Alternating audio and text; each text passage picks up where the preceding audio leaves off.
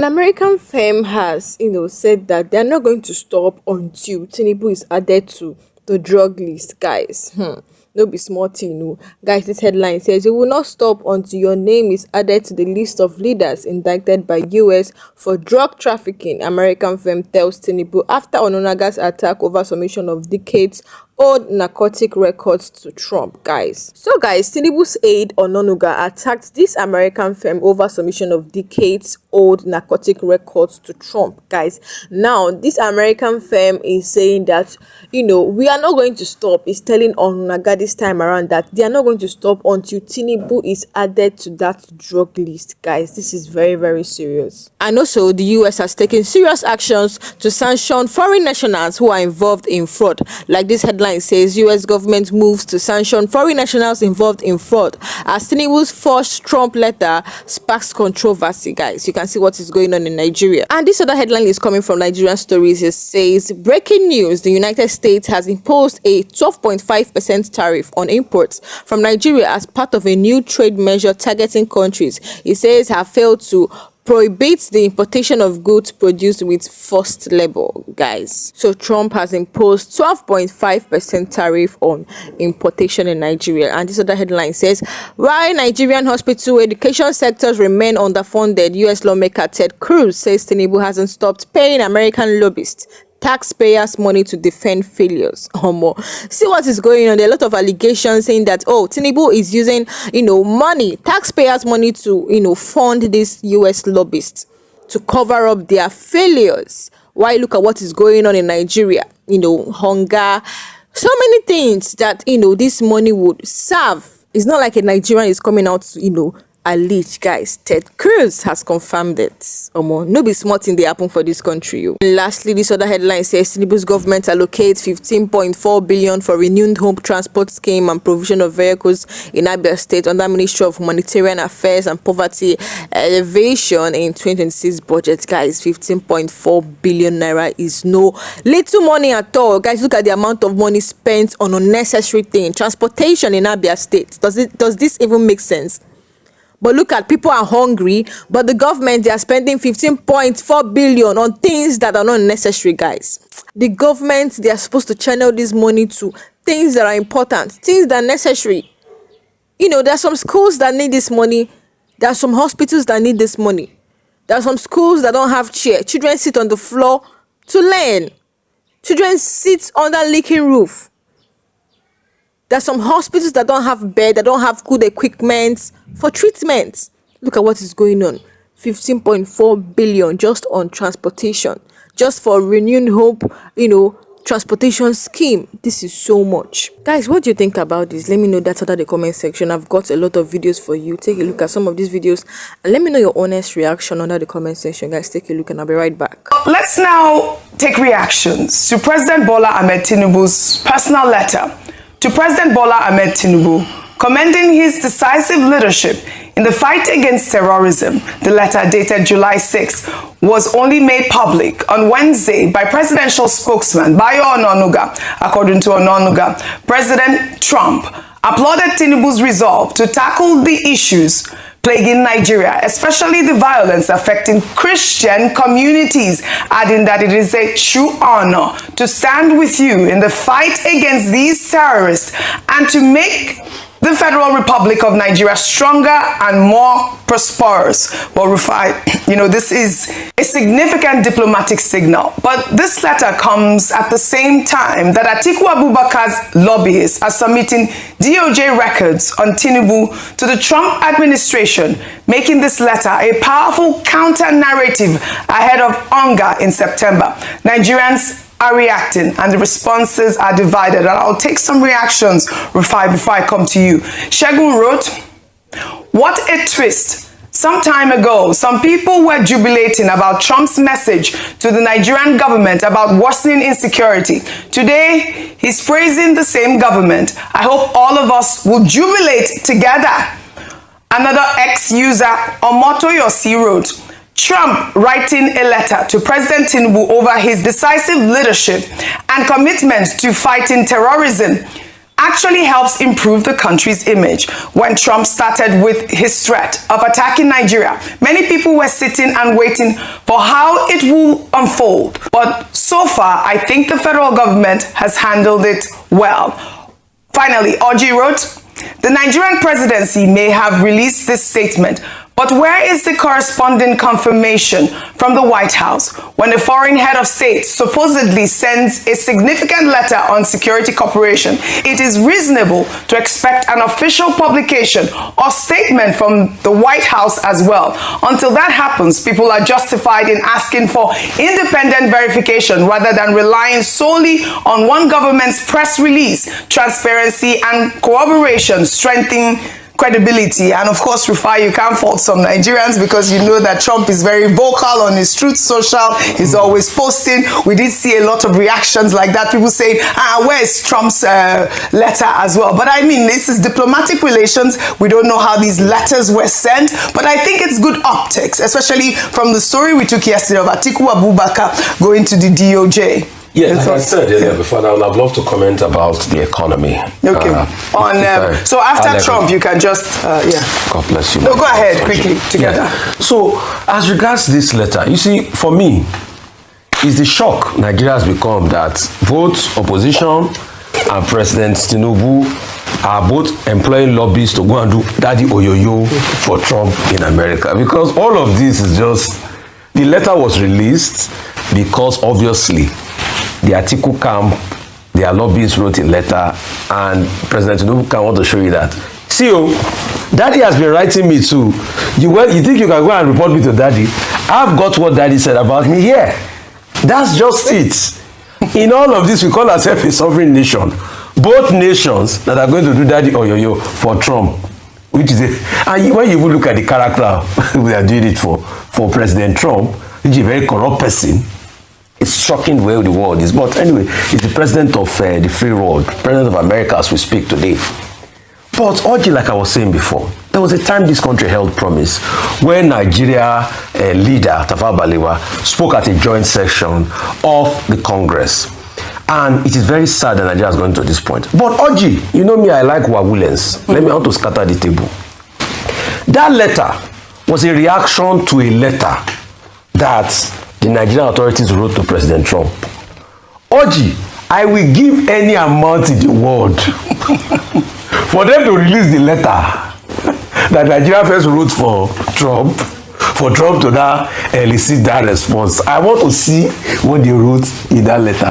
Because he said, thank you for your very kind words. I want to see the kind of platitudes and encomiums they showered on Daddy Trump for him to respond to that. That's just the wawulence I want to make. Secondly, Oji, we all campaign for subsidy removal. I campaign for subsidy removal. Yes, and I say it boldly. Because we thought that it was going to be able to cure the corruption in the system, where the money will now be used for the benefit of the people. But Oji, I thought too much. I expected too much from this government. I was wrong. In fact, I said boldly my words that any president that removes subsidy will be respected. Because I thought once he removes subsidy, he will unlock a lot of wealth for the people. Little did I know that I was wrong. Oji, President Tinubu removed subsidy. 1 year after subsidy was still being paid. If we didn't see NNPC's books, we wouldn't know about expenses, energy expenses cost. If we didn't see NNPC's books, we didn't know about 17.5 trillion that Dele Oye is now talking about. Oji, the monies that we ought to use to save for the people, is that not what the deputy speaker is now defending that they're giving to church yesterday that we're berating him? Oji, do you know that statutorily by the law, National Orientation Agency is supposed to do all that level of publicity? Do you know National Orientation Agency's budget is 450 million? National Orientation have not collected 1 naira out of their budget, and the speaker a deputy speaker is defending money being given to churches to do the work of National Orientation Agency. He is collecting 780 million. National Orientation budget is 450 million. Look at the shenanigan in the budget cycle. After this subsidy was removed, President Tinubu was telling us to tighten our belt. What did he do? Bara, he went to buy plane. $150 million. Till today, we don't know where that money came out from. National Assembly said the money didn't go through them. How will the National Assembly talk when they're shocking their mouth with Jeep, Toyota Jeep? Didn't they give them their own part of the money? So what are we saying? So how has it benefited the people? So as long as you, till today, the forensic audit and the corruption that was found out, even with the refineries, we've not gotten that money back. Over $3 billion was spent on refinery, we've not gotten the money back. The in-play of the NNPC, as regards monies allocated to subsidy, we've not gotten it back. The budget cycle has been fraught with a lot of corruption, fraud, irregularity, scandal, and all sorts of things happening. So the argument we made that, oh, if you save this money, we'll invest in this and everything, it has shown that. So isn't it best to keep the buffers for the people and they know they are feeling it? Why did we remove subsidy? Why did we remove subsidy in the hands of citizens before we put it in the NNPC? Because we thought it would be more accountable. After the Ike Imokwede committee, Dr. Abati, you remember, under your government, Ike Imokwede, at first, this was how subsidy used to. People used to go and claim subsidy. They corrupted the system. Then we said we'll give it to NNPC. Till today, NNPC is not accountable. So the question we should ask is whether that don't just give the people back the succor of the rather than having this subsidy that we've removed, that the first thing the president went to buy, he bought a plane, lavish money for National Assembly, padding budget and doing all sorts, taking money away. We can blame the governors all we want and say, oh, they are getting more money, they are not doing. We hold them accountable. They should be accountable. But what about the federal revenue that is so-called coming in? We say we've removed subsidy, we've removed an encumbrance of billions or trillions from our money. And today, it's only 30% of 2025 budget we can service. Mungunu is crying and all of that. All right. Those are the arguments. All right. Thank you for your submission, Rufai. Now, speaking of the fight against terrorism, the Department of State Services has announced that it is set to arraign 3 individuals on a 10-count charge in connection with the Orire school kidnappings that gripped the nation. The 3 individuals, Abdulrazak Umar, Yunusa Musa, and Shamsu Adamu Sani, all from Niger State, were accused of withholding information linked to the terrorists and committing terrorism offenses using a WhatsApp group to facilitate training. The DSS say the 3 individuals are set to be arraigned today, July 23rd, and will face the full weight of the law. Well, now, kudos to the DSS. This case appears to be moving quickly. Nigerians are watching closely for the case to be prosecuted swiftly, transparently, and to reach its full conclusion. Meanwhile, in Niger State, Governor Umar Bago has issued a stern warning to Fulani communities, declaring that families who harbor criminal elements among them will be held accountable for kidnappings, while also directing that any farmer who extends crops beyond designated boundaries should be arrested and their farm destroyed by cattle. The governor made these comments over the weekend while visiting the Emir of Borgu. He also warned that any imam or mosque found to be promoting extremism will be arrested and their establishment immediately shut down by the government. Let's take a look.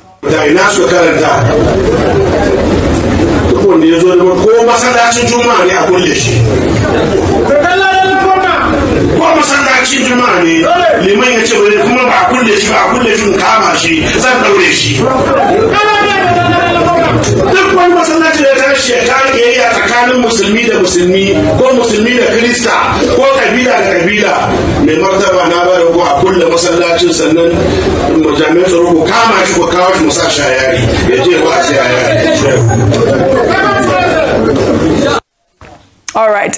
The governor's directive immediately sparked mixed reactions online, especially in the north. Critics argue that Fulanis are being unfairly targeted, while those in support of the governor's comments say his goal is to tackle insecurity and safeguard lives across Nigeria. I mean, I tried to take this story all week, but now we're seeing, a governor speaking, basically truth to power, like I see. I mean, the part about the Fulani communities and, the sort of targeting and the name is one thing that got some people speaking, saying that, he's targeting them unfairly. But I think that he is right on point. Your thoughts? Let me just say first, I want to give him a round of applause this morning, We actually need more governors, particularly in the northern region of Nigeria, speaking up and speaking decisively around this particular issue. What are the things that he talked about? Number one, he said that those who are preaching, and by preaching sowing discord, he's going to go after them. He said about people who harbor criminals, families who harbor criminals, and that is in line with the Terrorism Prohibition and Prevention Act, where he says that even accessories to terrorism will now be found guilty under the law. So this is within that particular act. What he has said is what we have seen as one of the things that have continued to support the rise of terrorism. Number one, people who are sympathetic to terrorists, the ecosystem of terrorists, community members and family members who harbor these terrorists know where they are hiding and even give them a hiding place. These people are just as complicit as the terrorists who perpetrate this evil. Then we often talked about the responsibility of religious leaders.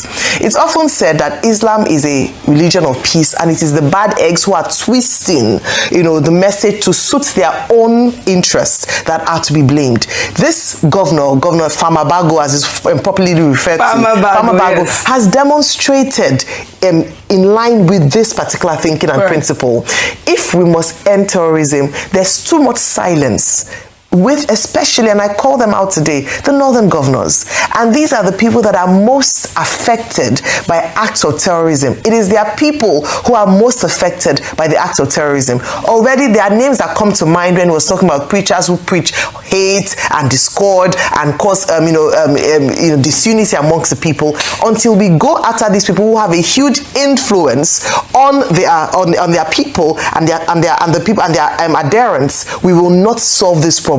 So deal with the surface, but also deal with the underlying causes that continue to push and promote terrorism and work against the fight. So well done to Famabago, but want to see a lot more and action in this regard by other governors. This is affecting your people. You must stand up as a leader and speak against it, and also go after the people who continue to put your people in such difficulty and hardship. So well done to him. Thank you, Ayo. Thank you. Some way, I think the current government, I don't think they have fidelity to the budget process, or possibly the managers they put in place do not even properly understand how a budgeting process should be done. The budgeting process must be time bound. It's not an endless loop. If you say we budget, there's a fiscal year. A fiscal year exists for a purpose, and averagely, that's like 12 months. Maybe you stretch it 15 months. Now, when that becomes an endless loop that people keep going back into the budget and choosing what they choose to implement, that might not even feel like. Imagine someone still taking capital projects to build maybe balls or to build a palace, maybe in the 2024-2025 budget. What value does that have at this point? So I don't think the current government has fidelity, but they have a revenue challenge that they are not owning up to.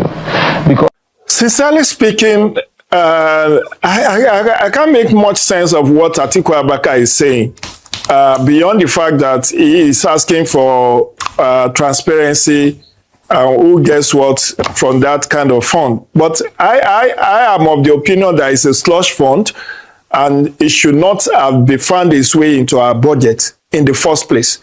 One of the newspapers today even reported a bigger scam, 30.15 billion, which included not just this 8 billion you are talking about for religious renovation of religious worship center and all of that, but also palaces of traditional rulers. And when I read that report in the Daily Trust of today, I was shocked to my marrow. What has the federal government business with renovation, furnishing, and construction of palaces of traditional rulers, and also purchase of church equipment, renovation of churches and mosques? And the appalling thing was that the money was not even, for most parts, especially the one I read in Daily Trust of today, for most part, most of the monies meant for the renovation of palaces, construction of palaces, and all of that were put under ministries, departments, and agencies that has no mandate, no statutory or constitutional mandate to do such. Imagine in a Ministry of Agriculture, you are putting money for renovation of mosque. in a Ministry of Water Resources, you are putting money for renovation of churches. Is that one of the mandate for those religious centers? You are putting money for renovation of a palace in Nasarawa, in an agency of government that is located in Ibadan. So guys, you can see what is going on in Nigeria. Let me take you through more headlines. This one is coming from Mr. Blog Niger. It says DSS reportedly arrests Samaila Ibrahim Kiagama after Channels TV interview where he actually alleged President Tinubu was paying Boko Haram and bandits. And then this other headline says, because you came out to welcome me, I will buy lunch for all of you. Governor Alex Oti Delight's Children's School were excited, who excitedly rushed out to welcome him on his way to an event. Then this other one said, you cannot speak for everybody. Oti denies Southeast has endorsed Tinubu for the mass claims. And then this other headline says, Pastor Ezekiel Dachumo, one of the boldest voices in Nigeria right now, is under threat. Just 2 days ago, Fulani Muslim terrorists slaughtered 9 members of his family. Oh my God. Now they have sent a letter to his church members threatening to kill him the same way they killed his brothers. In a powerful live video, Pastor Ezekiel called out President Bola Ahmed Tinubu and the Nigerian government for funding terrorism and allowing the Islamic agenda to infiltrate the military and the nation. He made it clear, he said, this is war. He's calling on Christians to wake up and defend themselves and their faith, not out of faith, but to bring this evil to an end. They are actively trying to assassinate him and his church members. I spoke to him recently, even in the middle of all this, he remains resolute. I called Pastor Ezekiel earlier. He told me they were under attack in his area, then quickly hung up his phone. This man is under serious threat. Serious threats. And then this other one is coming from Aloy Ejimako. He tweeted and said, breaking, U.S. Congressman John James moves a motion on the floor of U.S. Congress for the immediate release of Mazen Nnamdi Kanu. Kudos to DOS. And AVID, Ambassador for Self-Determination and Rising Sun, for a job well done in a record time and in the open for the whole world to see. Then the other one said, this is a golden opportunity for young business owners. President Bola Ahmed Tinubu has unveiled a youth program for entrepreneurship for entrepreneurs aged between 18 to 40 years. Through the credit corps, you cannot access up to 2 million for your business at the most affordable rates. Then the other one is saying, breaking, Chief Dan Ulashi has agreed to work for P2B come 2027. According to him, if we are to defeat Tinubu, we need somebody with an impeccable character that Nigerian can trust, and that person is P2B. We treat massively. Then this is a trending video. A man chases armed police officer with a stick in Bayelsa. They all ran away after they shot him and it didn't work. No be smart, Hey. Then this other one said, just in, the Ondo State Police Command has arrested 4 police officers captured in a viral stop and search video along the expressway, threatening to slap a man, and detained him if he was Igbo, following allegations of unprofessional conduct and ethnical insensitive remarks directed at a member of the public. And then this one is coming from the Rattle Nation. It says, if VDM is lying, why hasn't AIG Moshood taking him to court for defamation instead of relying on public statements? The same AIG who declared Showore wanted and was involved in the events that led to my imprisonment in 2024 is now being accused again. Let the truth be tested in court, not by power or intimidation. Seeking sends strong message to AIG Moshood Jimo. Guys, what do you think about all this? Drop a comment below. Don't forget to hit that subscribe button, like and share this video. Thank you for watching. I'll see you guys next time.